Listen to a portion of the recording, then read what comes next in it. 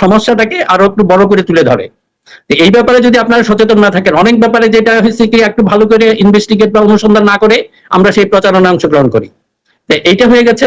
এই যে বিরাজনীতিকরণ বললেন, এটা দে আর সাকসেসফুল। ওই পিছন থেকে যে বড় শয়তানের কথা বলেছেন সে কিন্তু অ্যাক্টিভ, সেই 1-11 থেকেই। ওই গ্রুপটা কিন্তু এখনো সক্রিয়, বিভিন্ন ভাবে এটা আসছে, কখনো বন্ধু সেজে, কখনো শত্রু সেজে, এবং সে একসাথে সব কাজগুলি করছে। কিন্তু হয়তো আমাদের রাজনৈতিক দলগুলি এই ব্যাপারে খুব একটা সচেতন না। এই জন্য আমি সবাইকে অনুরোধ করবো, যখন আপনারা এই যে পারস্পরিক কাদা চোরাচুরি করেন, this is not the time. আপনাদের কিন্তু এখনো যে মূল টার্গেট অ্যাচিভ হয় না। দেশে গণতন্ত্র এখনো যদি বলেন এখনো ফিরে আসে না। এটা একটা জায়গায় রাখা হয়েছে, এতে সেফ কাস্টডি বলেন আমাদের গণতন্ত্র।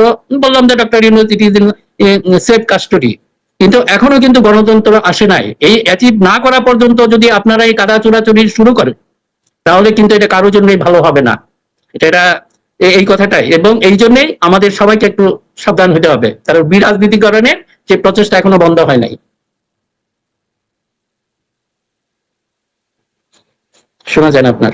আমি যদি আপনাকে দুইটা সংবাদ দেখাই, যেটা আপনি বলছিলেন, ধরেন জামাতের একজন নেতা সেলিম উদ্দিন, তিনি বলছেন যে মিটফোর্ডের ঘটনায় জনগণ একটি বিশেষ গোষ্ঠীকে লাল কার্ড দেখিয়েছে, এবং তিনি মূলত বলতে চাচ্ছেন যে মিটফোর্ডের ঘটনায় জনগণ তাদের মানে বিএনপি লাল কার্ড দেখানোর কাজ সম্পন্ন করেছে বলে মন্তব্য করেছেন জামাতের কেন্দ্রীয় নির্বাহী পরিষদ সদস্য ও মহানগর উত্তরের আমির মোহাম্মদ সেলিম উদ্দিন। আবার ধরেন বিএনপির পক্ষ থেকে আবার ধরেন বলা হচ্ছে যে জামাত চরমনাই পীর ও এনসিপির কঠোর সমালোচনা করলেন মির্জা আব্বাস। অর্থাৎ ধরেন যে এই মিটফোর্ডের ঘটনাটার পরে তিনি বলছেন যে পুরান ঢাকার মিটফোর্ডে ব্যবসায়ী লালচাঁদ হত্যাকাণ্ডের ঘটনায় গ্রেপ্তার হওয়া মাহিনের সঙ্গে জাতীয় নাগরিক পার্টি এনসিপি নেতাদের ছবি রয়েছে, বিএনপির সঙ্গে নয়। অর্থাৎ দেখেন যে একটা অপরাধমূলক কর্ম ঘটেছে, একটা অপরাধ হয়েছে, একটা মানুষকে বিভৎস নৃশংসভাবে হত্যা করা হয়েছে। পুরো পৃথিবীর কাছে বাংলাদেশের ভাবমূর্তি নষ্ট হয়েছে, বাংলাদেশ ছোট হয়েছে, কিন্তু অপরাধ তো অপরাধী। তো এখন ধরেন এই অপরাধের যেই রাজনৈতিক সংশ্লিষ্টতা, সেটি নিয়ে দেখেন একটা ধরনের কামড়াকামড়ি শুরু হয়ে গেছে। কিন্তু এই যে ধরেন এই যে জায়গাটা, প্লাস ধরেন বিশেষত জামাতকে কিন্তু ধরেন সবাই মনে করতো যে অত্যন্ত দল, মানে কি বলবো, ডিসিপ্লিন এবং সুচিন্তিত ভাবে তারা পদক্ষেপ দেয়। তো জামাতও আপনি যদি দেখেন যে আফটার 5th অগস্ট হাসিনা পালায় যাওয়ার পরে একবার হাসিনারে ক্ষমা করে দিচ্ছে, একবার আওয়ামী লীগের ক্ষমা করে দিচ্ছে, একবার বিএনপির আক্রমণ করতেছে, মানে তাহারা কি করিবে তাহারাই বুঝতে পারিতেছে না, এমন একটা অবস্থা আর কি। তো এই অবস্থা কেন হইলো বলেন তো? সমস্যাটা কোথায়?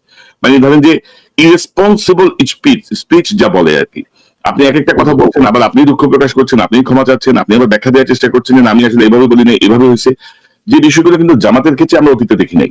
তো মানে জামাতের বিষয়টাকে আপনি কি মনে করেন? ধরেন তারা ধরেন 16 বছর ধরে বিএনপি জামাত গালি শুনে আসছে উভয় দলই, যা কিছু হয়েছে বিএনপি জামাত। তো সেখানে এসে তাদের মধ্যে একটা প্রচ্ছন্ন বিভাজন।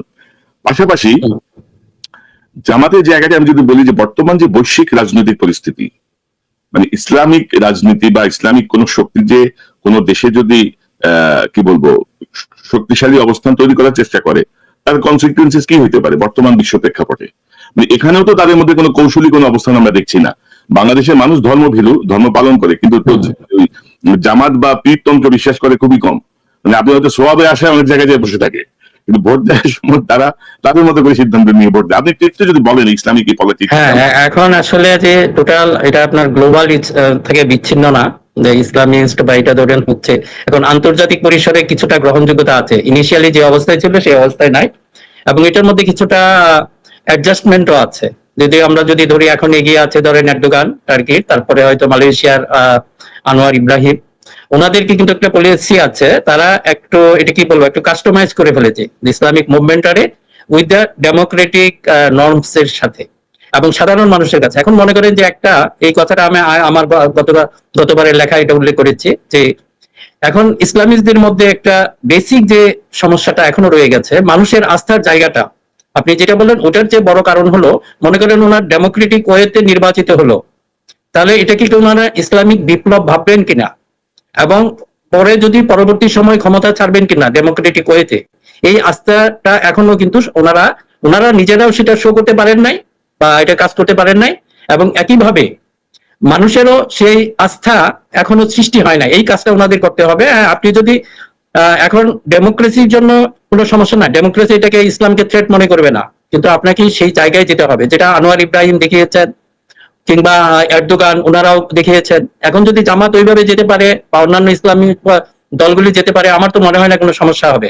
কাজেই ওনারা এই সমালোচনাগুলিকে, আমি এটা ইয়ার ক্ষেত্রে বললাম যে এগুলি একটু ভেবে